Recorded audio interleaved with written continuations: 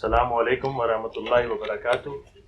I welcome you all in today's event and thank you for coming on a very short notice. I would like to take this privilege to introduce to you all Brother Mohammad Shaikh. I would like to give about his introduction and about himself, a brief introduction. Brother Mohammad Shaikh is the founder and the chairman of International Islamic Propagation Center. He is the only Pakistani among 30 selected candidates from around the globe in 1988 by Sheikh Ahmad Didar. He was selected by Sheikh Ahmad Didar to undergo training on Dawah and comparative religion conducted by IPCI in Darwin, South Africa. Brother Mohammad Shaikh has been selected among the 500 most influential Muslims of the world in 2010, 11, and 12.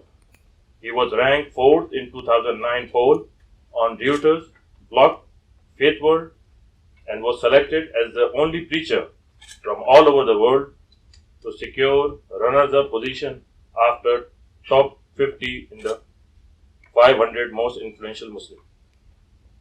I would like to give a little brief introduction. Brother Mohammad Sheikh's unique approach towards spreading the message of God is not limited to any specific region. His mission of propagating the essence of the Quran has become a global trend. This mission of his led him to travel the world in order to clarify the verses of the book of Allah. I would like to brief about his organization, International Islamic Propagation Center, based in Canada. IIPC strives to propagate the message of Allah to mankind. Their aim is to make it known that Islam means to attain peace, which is never achieved by violence nor by terrorism. The ideology of Quranic essence is discussed in great detail by Brother Mohammad Shaikh. Now I would like to invite Brother Mohammad Shaikh to come.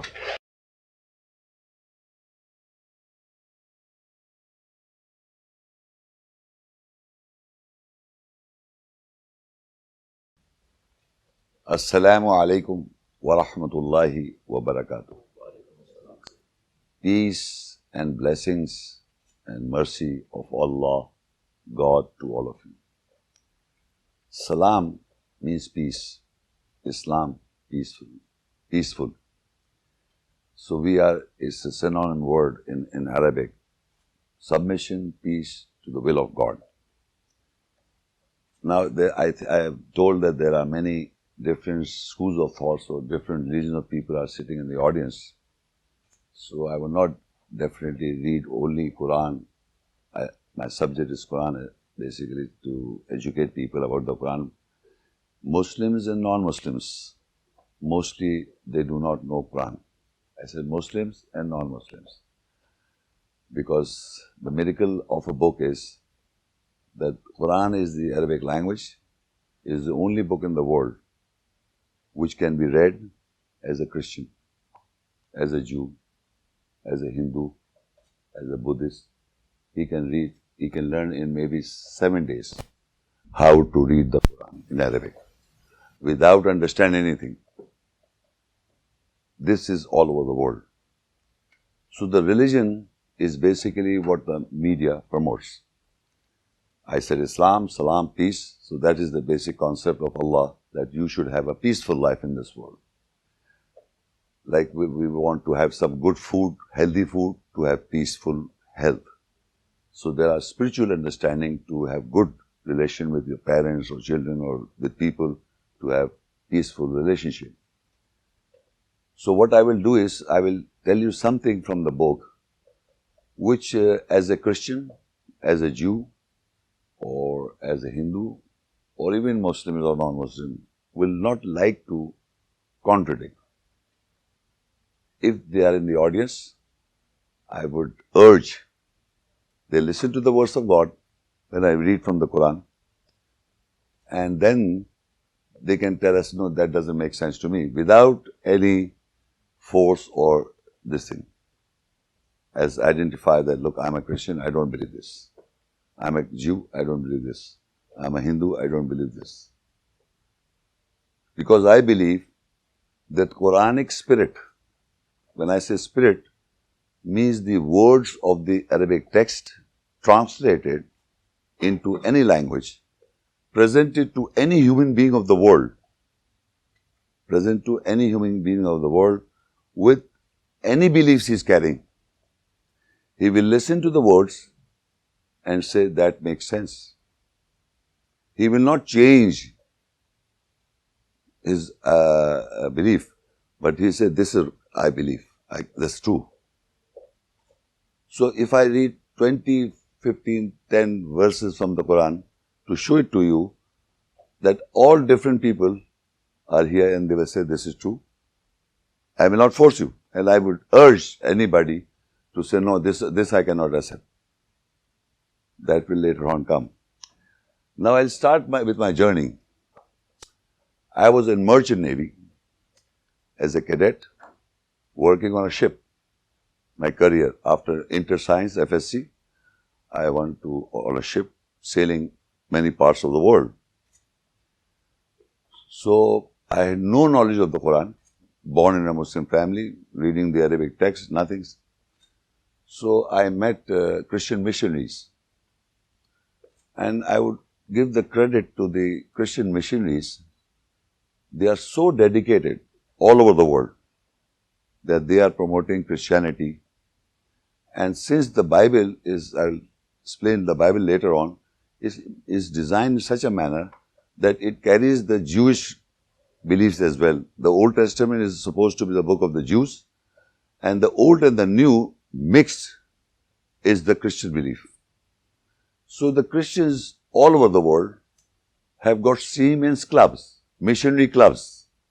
So when the ship is docked near the port, they come over and they take you to the city, and in the missionary clubs they had a talk. They talk to you about religion, about Christianity, about nice things.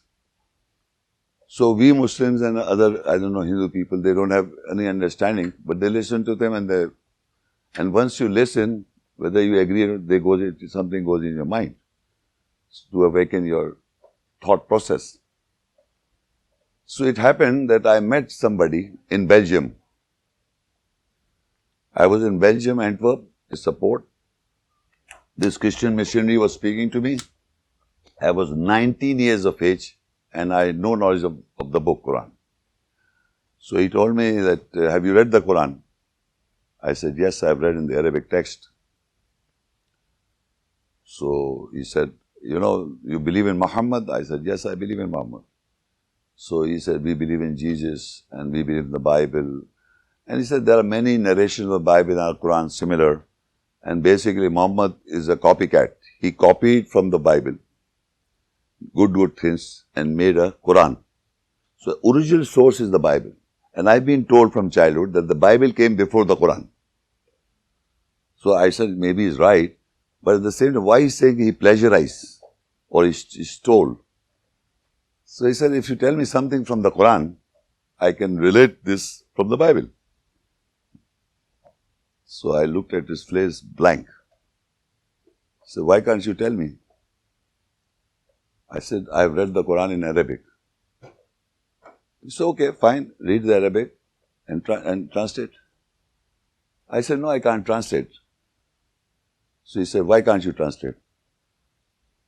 You don't know the Arabic text? I said, no, I don't know Arabic. So how can you read it? How can you read a book without understanding? I said, that's the miracle of the Quran. You just have to recite like, A'udhu billahi minash shaitanir rajim. Bismillah, and you can do this. So I said, no, I cannot understand a word of the Quran. So he said, well, what do you believe then? I said, believe the Arabic. So anybody understand? I said, the Arabs understand. At 19 years of age, I had no knowledge. I said, Arabs understand. So he said, look, these people, meaning the scholars, I don't know, Arabs or those scholars, They have not translated because you will understand it's from the Bible. And I did not knew at that time there were many translations of the Quran. I was so ignorant of because Muslims are generally like this all over the world. What I'm saying is I'm referring to Muslims all over the world. Indonesian Muslim, Pakistani Muslim, you go to Indonesia, India, everywhere in the Muslim world, they don't know anything about the Quran. Nothing. So I told him and I explained to him that this is going on, this is the problem. So he said, look, you take this Bible, I'm giving you an English translation, you read the Bible and then you'll come to know what Quran is. So I said, look, I'll take the Bible, but I will read first Quran because I'm born in a Quran Muslim family. I'll try to read the translation and find out what's true. And if it's the book, Bible is the truth, I will leave the Quran. I don't mind, I will go back to the Bible, if that is the source.